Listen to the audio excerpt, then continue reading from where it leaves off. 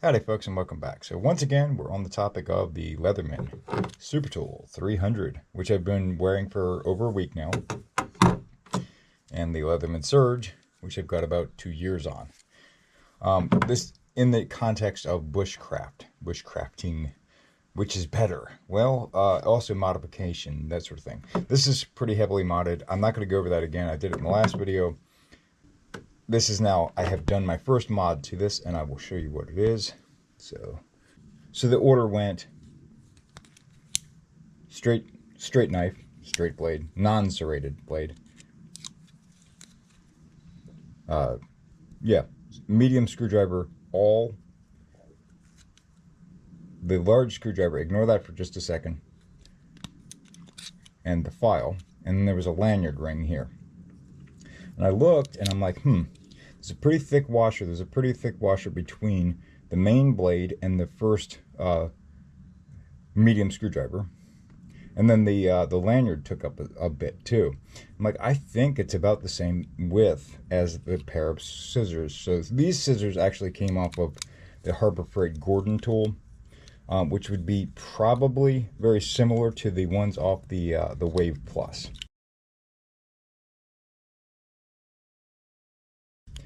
And I wanted a pair of scissors on this, like, in the worst way. And I was even considering a main pair of scissors, like, you know, something like off the Surge, but I don't know that that would fit. So I was able to squeeze this in without losing any real slots, just the lanyard, which I don't really use the lanyard. And they're good little scissors. I mean, they're probably on par with Leatherman ones.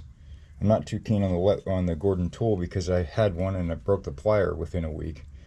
On a very light task, but that was it's kind of a weird deal. I even pulled the video because I think that they actually recalled a bunch of stuff and pulled them from the shelves, figured out what the problem was, because for a while there, Harbor Freight had a bunch of people complaining, and then all the reviews that they were saying these things broke went away, including mine. They never they didn't keep it around, which is not too keen on. It's kind of false advertising. But at any rate, they re-released and they seem to have solved the problem. But yeah, back to the task at hand, the super tool. So in order to take the super tool apart, first off, I don't have the parse wrenches, so I just used another pair of Leatherman. Actually, the Wave fits that really well, and unscrewed these.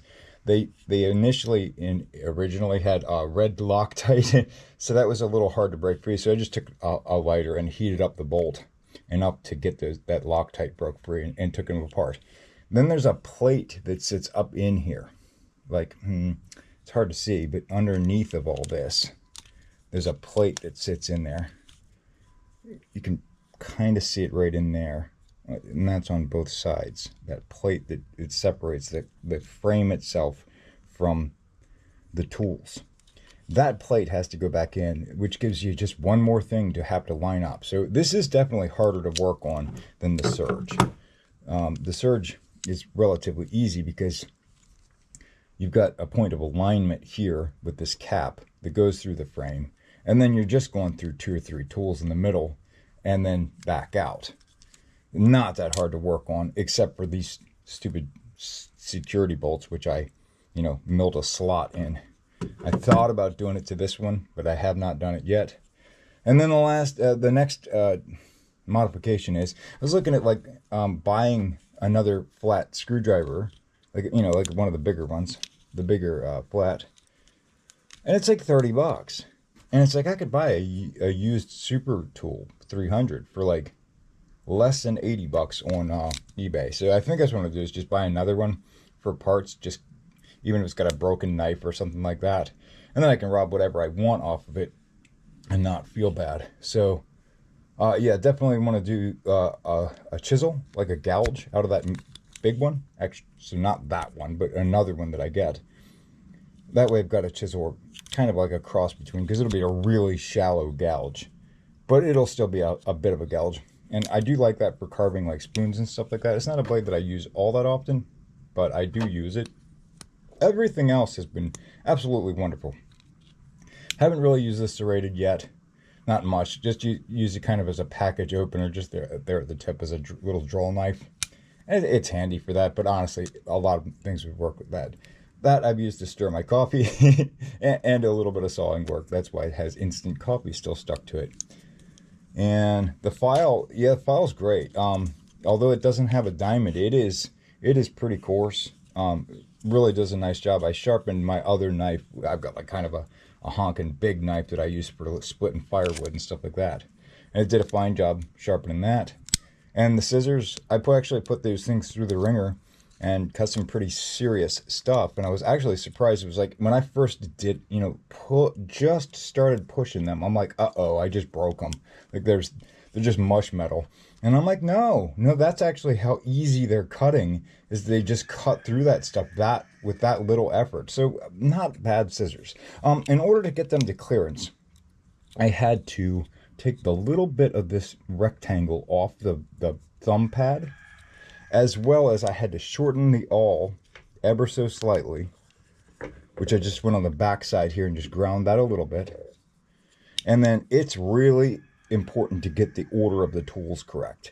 If you put this in the wrong spot, which I did 3 times, and had to stop and take it all back apart again, it won't push down in there. But if you get it right, it just barely touches the tip of this guy here, which I could shorten that, or I could take that back pad off a little bit more. I'd probably just go with shortening that. You see it rubbed it a little bit there. But it all fits down together. And now you've got the Supertool. And the great thing about the Supertool compared to the Surge with the scissors is that I can leave the scissors deployed, like so. Now they don't fully lock in because they're not quite big enough at that end. But it doesn't matter because you're holding them like this, You don't need them to lock in. It's not like you're going to cut yourself if they don't lock.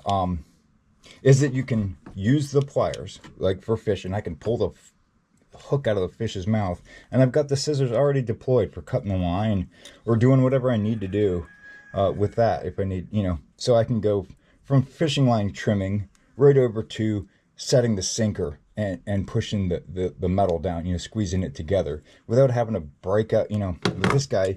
You have to close it. You have to open it every single time. I love this tool. Don't get me wrong. I'm not knocking on the Surge too much.